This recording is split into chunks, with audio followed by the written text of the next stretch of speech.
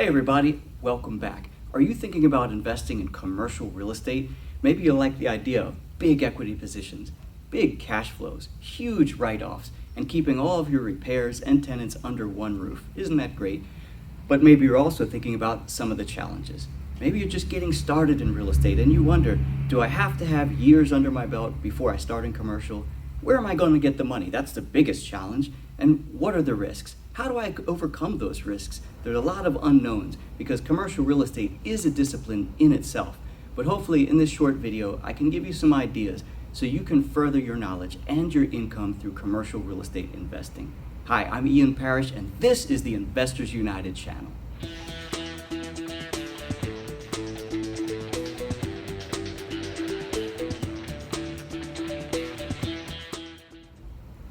So what are some of the benefits of commercial real estate? Well, for one, it's everywhere. If you took all the commercial real estate in the world and added it up, would you believe the value is greater than all of the stock markets, all of the gold, and all of the silver in the world put together? Commercial real estate opportunities are everywhere, which is a great reason to get started. Another reason is you get tremendous paydays, big equity positions, big cash flow, and the write-offs are just fantastic. I love commercial property because I also like dealing with a seller that theoretically is sophisticated. Most commercial sellers that I've experienced, believe it or not, are not sophisticated and not knowledgeable in the area of real estate investment. They just have commercial property. But what they do understand is that you as a buyer need to earn a profit. And that's very different than dealing with a residential owner on a property that is the biggest investment of their life. And of course, they're planning for their retirement, their income when they're selling the property and trying to squeeze every single penny. So I find commercial negotiations are a lot more reasonable in that respect. But what about some of the challenges? Well, as I mentioned, of course, where are you going to get the money? We'll talk about that in just a moment. But what about how to evaluate it? There are a lot of very specific thoughts and considerations when it comes to commercial. What about access, handicap access? What goes into putting an elevator in and elevator service and maintenance? What about access and visibility to the property? Some commercial properties I've seen have failed just because drivers on a main thoroughfare can't get into the property because of access. And how do you deal with Department of Transportation and the state and local municipalities? How do you change access? Is that even possible? What about signage and licensing for signage? What about licensing in general? Sometimes you buy a commercial property and it comes with a business or a brand. Is it trademarked? What's involved in getting something trademarked? How do you protect your trademark? All of those are challenges and considerations. Also, tax strategy. As I mentioned, one of the big benefits of commercial real estate are the tremendous write-offs that you can create. There's a reason why real estate investors, if they're doing it right, pay little or often no income tax. And it's because we are producers. We're buying, we're controlling, we're developing commercial real estate, we're building value, we're literally changing the world in a real physical way. So those are things that you must know about, the tax strategy, because you can get eaten alive in taxes if you're not an aggressive tax strategist. And that's just part of being a good real estate investor. If you're relying on a CPA to plan your tax strategy, well, it's already too late. You got to know a good deal of what your CPA knows. So those are just some of the many challenges of commercial real estate. But you can get started. It's a limited body of knowledge and it can be learned. And it can be learned by you right now, whether you've got a year in the business or 10 years in the business. Whether you own commercial property, you can get better, or you've never touched commercial property in your life. Because as I mentioned, most people with commercial property have never taken the time to study the business that they're in. So the kind of framework in our commercial course at Investors United is where to find it, how to evaluate it, how to control it using contracts, and then once you've acquired the commercial property, how to manage it as far as tax strategy, as far as commercial leases, tenant management, and so on. So where are you going to find commercial property? As I mentioned, it's everywhere. It's the value of commercial is greater than all the other investments combined as far as gold, silver, and then all the stock markets. So it's not always going to be listed though. If you're looking on CoStar, LoopNet, and some of the commercial multiple lists, you can find property there, and sometimes you find a good deal. Many times what you find, though, is competition. And often commercial property investors, your real estate investment trusts of the world and your institutional investors, they're happy with 5, 6, 7, 8% cap rates. And frankly, that's just not good enough. Maybe it is when you've got too much money and you need to park it somewhere, but we, as savvy real estate investors, we need our 10, 12, 14% cap rate and up, believe it or not. So those multiple lists, not the best source. If you're looking at expired listing, that's wonderful. Maybe commercial property that's owned by people who live out of state. Commercial property can be harder to manage from further away. How do you find that? Well, there's a number of services. You can go to IU Realist, that's the service that we've created for our people here at Investors United, and it's just simply punch in commercial class, right, property, or maybe the zoning that you're looking for, and put in the mailing address as the zip codes outside of your state range. So in Maryland, our state zip code range is in the 20,000s. So I'd say give me everything from 0 to 20,000 and everything from 30,000 on up. That way I know that the mailing address of the owner is out of state. That's a great way to find commercial property. You could find it through housing code violations, the inspector's office, the open notice list, because when it comes to a repair on commercial property, that can get expensive. You could be looking at a $20, $30, $40, $50, $100,000 roof, $50,000 heating system pretty easily.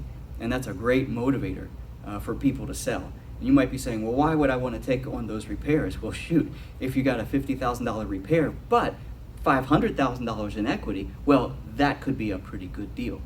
So those are all great sources to find commercial real estate. And there's many more that we get into in the course, but hopefully that'll get your wheels turning about how to find some commercial real estate. Now, what about investing? Well, the good news is here at Investors United, we like to keep things simple. And you can keep things simple in your business too. What makes a good deal a good deal? Two things. Do you know what they are? That's right, cash flow and equity. You gotta have one of those two things, either cash flow or equity, or I should say cash flow or equity potential for it to be a good deal. Now, there are some ways to make money through subject twos when there are no cash flow or equity profits available, but that'll be for another video. So cash flow or equity. Now, how do you get there? Well, you have to look at the income position. We use a tool in the commercial world called an APOD. APOD. That's an annual property operating data sheet. And you can get it through Investors United or just Google it. It's an industry standard form. So you can calculate all the income, all the expenses, and that leaves you with your NOI. What's the NOI? That's right, the net operating income. And from there you can figure out your cap rate, which is a rate of return.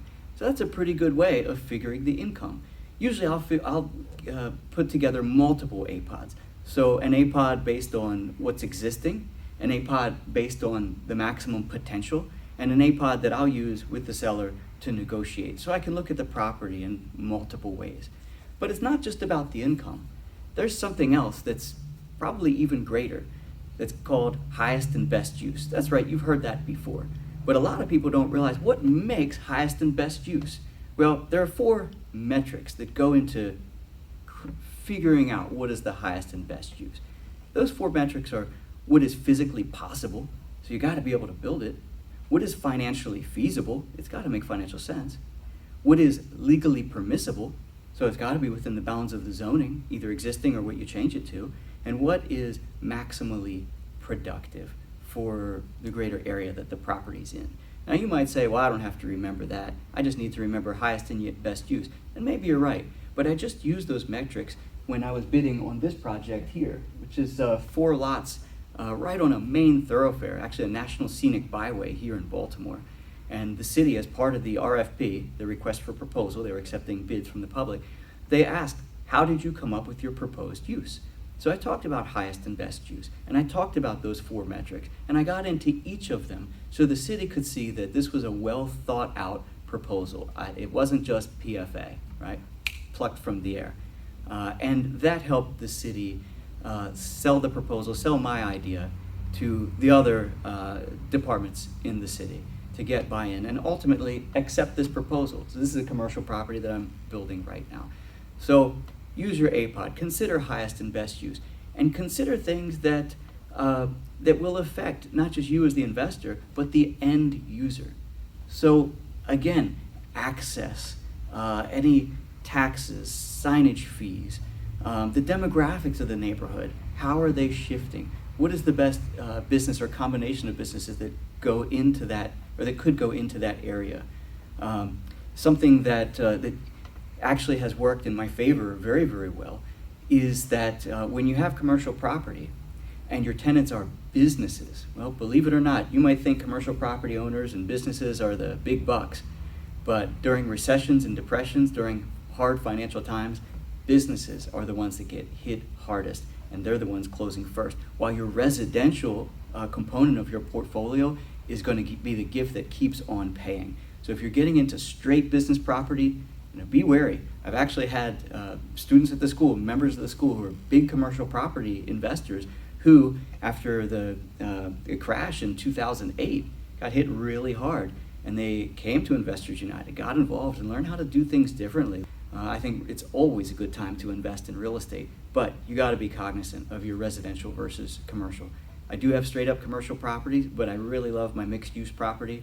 On this project, for example, you've got a market on the first level, but 28 residential units up on the second through the fifth floors.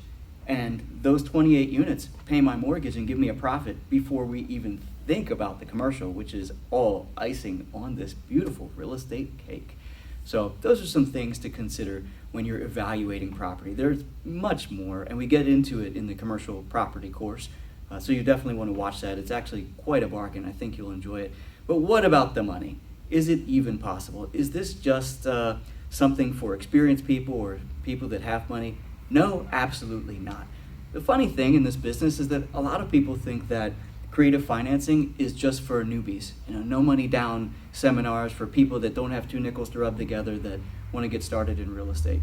But the reality is that creative financing is the way that commercial transactions are done. And think about it. One, who has, millions of dollars laying around, or even hundreds of thousands of dollars laying around? And let's say that you do. Why would you have it laying around? What is it, in the bank making 1%, 2%? That's crazy. Of course you want to have savings and have cash, but when you have big money laying around, it is unproductive. So you want to put that money to work, buying real estate, lending it out, or otherwise investing it, tax liens, et cetera, et cetera. So oftentimes the barrier to entry, the purchase price for a commercial piece of property is going to be more than a lot of people have laying around. That's why commercial developments so often are done with creative financing. You'll find 1031 exchanges at work. You'll find tax credits at work. You'll find neat techniques like seller refi for takeover, short-term annuity, hybrid offers, participation clauses, all these ways to control and to acquire real estate with little or no money down. I just acquired a warehouse and it was a beautiful transaction. The seller said that he said, I'm a Republican and I don't want to pay any taxes and I want top price. I said, well, you're a really unreasonable person, are you? And I said, I like you already. I said, well, let's see if we can think about this. I said, I'll get back to you in a week. And I knew right away just the transaction I was going to propose. But I gave him the satisfaction of waiting, of making him feel that he was really making me work for this transaction. So what I proposed was this. I said, you go ahead and you refinance the property. You refinance it up to X percent of interest, and you keep the money from the proceeds. You give me a deed and I'll pay that mortgage down. And once that mortgage is paid down, then we can settle it sometime in the future. In the meantime, I'll have equitable ownership. I'll have the deed. You have the legal ownership, the recorded deed, and I'll have possession. So I can go in there, I can do my maintenance, I can lease it, I can enjoy all the benefits of ownership. He said, well, Ian, I actually did not think you'd be able to come up with an idea to satisfy what I was asking you for. I was just trying to be difficult. He said, but that's pretty creative. And yes, it is. It's a tool in the toolbox. It doesn't work in every scenario, but it is a tool in the toolbox that you can use when you find that particular situation. And there's a lot of variations and permutations of that type of transaction. Now, you might have the seller give you the deed and you refinance. And what a beautiful thing. Again, a no money down transaction, just because you watched this video and you're doing your study. So can you get involved in commercial property with little to no money? Yes, absolutely. And why wouldn't you, for the benefits that we talked about? But it does pay to study it, because once you own that property, then you're going to need to be able to maintain it. You're going to need to be able to fill it and keep it filled, know what goes into a commercial lease and what the risks are, because your income is only as stable as the people who are paying you and their businesses. And if the tenants stop paying you and you stop creating income, you still have bills to pay, your mortgage and taxes and so on, and your family to feed. So it does pay to learn about those things and to protect yourself, because the last thing you want is to get involved where they're in a transaction where there's high dollars at stake, and to be on the wrong side of that. But commercial and real estate investing is a ton of fun. One way I'd suggest that you get started is just to control and roll. Find that cash flow or equity position, find that motivated seller, put it under contract, and flip it. Flip it to me. I'd be happy to buy the property from you. And that's what Investors United is all about. We're a network. We make money by educating those people around us.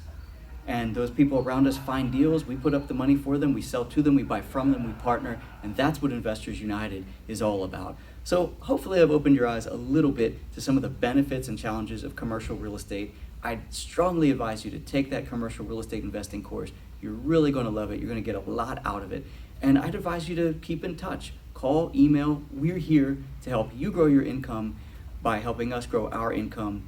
This is Investors United. I'm Ian Parrish. Thank you for watching.